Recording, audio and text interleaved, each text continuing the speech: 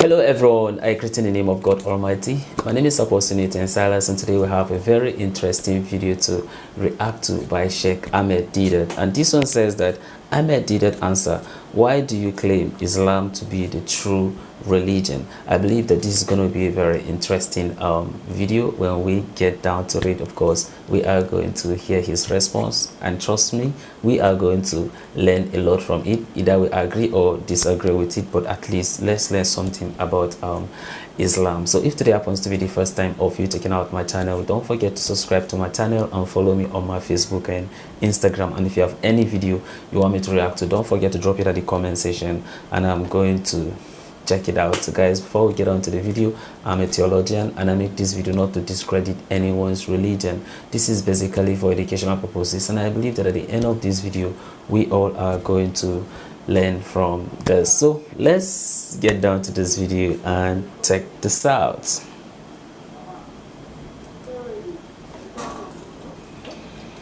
Okay.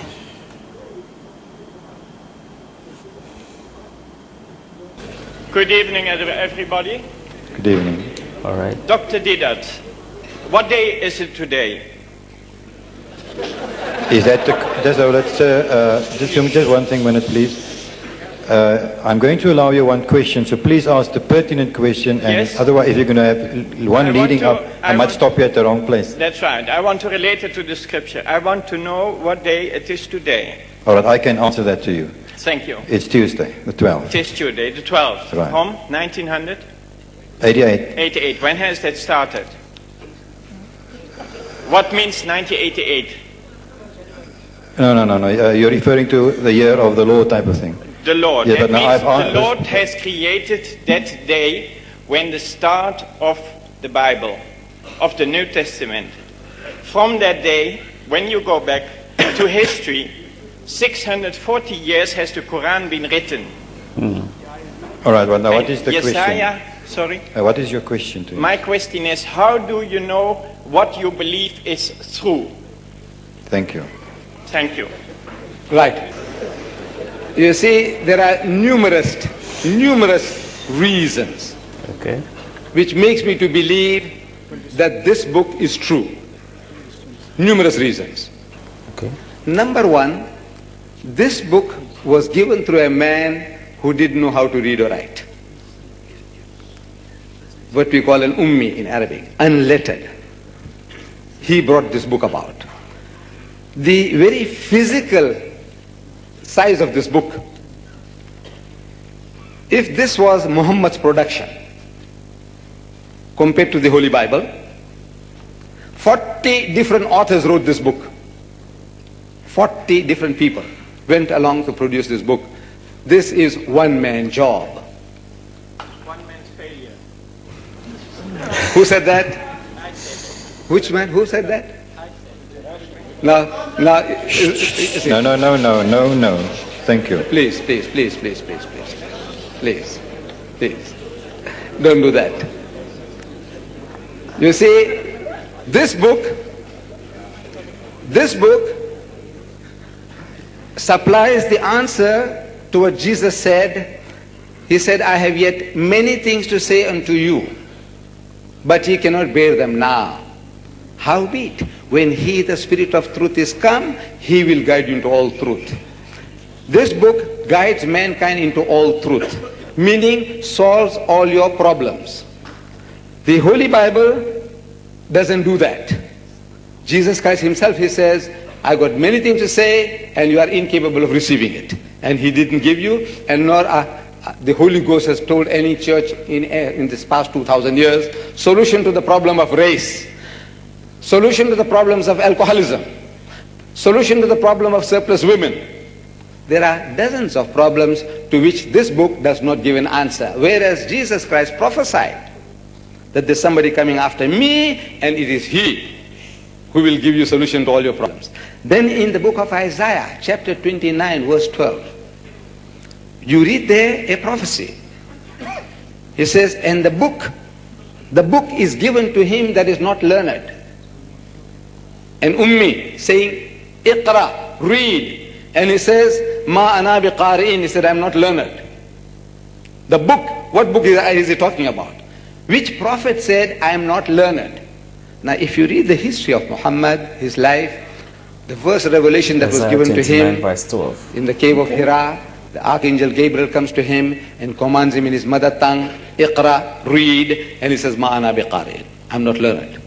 A word for word fulfillment from the book of Isaiah. Then in the book of Deuteronomy, chapter 18, verse 19, it says, and it shall come to pass that whosoever will not hearken unto my words, which he, that prophet mentioned in 1818, speaks in my name, so I will require it of him. Now, he said, that prophet speaking in my name, in whose name is Muhammad speaking? The Lord's name. No, he says, Bismillahir Rahmanir Rahim, in the name of God, most gracious, most merciful. So, Alhamdulillah Rabbil Alameen. Bismillahir Rahmanir Rahim, in the name of God, most gracious, most merciful. Kul a'udhu bin nas. Bismillahir Rahmanir Rahim. Every chapter of the Quran begins with the formula, in the name of God, most gracious, most merciful. Now these are all the fulfillments which goes to prove that the Quran is the word of God. This is great. This is beautiful. And this is interesting video. Of course, we all had the response and then also the questions. What makes it look funny at the beginning was when the man says that the Quran was the book or as the result of one's month failure.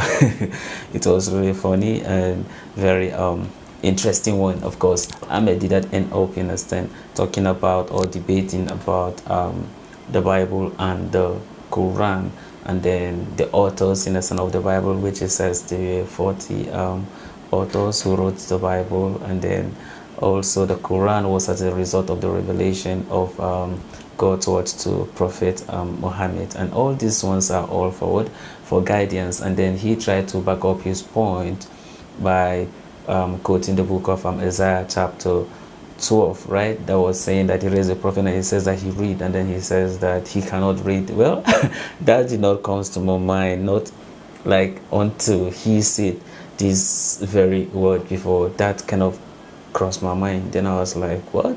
Really? So is this really in the Bible? I was I was surprised that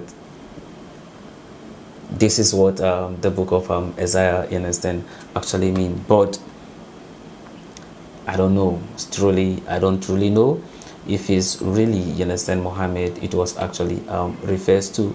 But I have actually listened to the word that when angel Gabriel, that's Jibril, came to Prophet Muhammad, and then he told him to read, and he says that he cannot read, that he's not learned, right? Yeah. So from there he started, in a sense, to learn about this recitation, but I didn't know that it's actually in the Bible. So I was just so shocked and very surprised, and I think I have to go back and then make more research, understand, concerning that. It was actually a very interesting video, and I hope that not only me, I believe that some of us must have learned from this very one. But then to say, you understand, about I will raise a prophet, understand, among you, referring to Deuteronomy chapter 18 verse 18 to 19. Well, just like, you understand, I've always said that it can be Moses, right?